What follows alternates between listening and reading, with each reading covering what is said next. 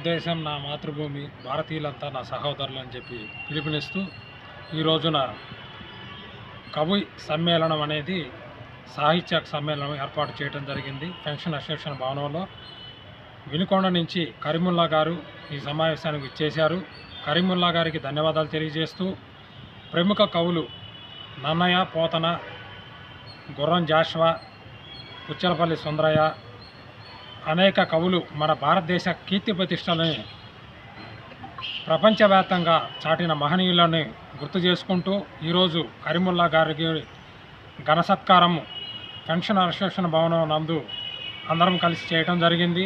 ఈ కార్యక్రమాన్ని ఇంత ఘనంగా జరుపుకోవటాన్ని హర్షం తెలియజేస్తూ శ్రీ వీరబ్రహ్మేంద్ర జాతీయ ప్రజాహక్కుల పరిరక్షణ సమితి వ్యవస్థాపక అధ్యక్షుడిని గురజాల అప్పారావు ఈ కార్యక్రమాన్ని విజయవంతం చేసినందుకు ప్రతి ఒక్కరికి ధన్యవాదాలు తెలియజేస్తూ మీడియా మిత్రులకు కూడా అభినందనలు తెలియజేస్తున్నాం.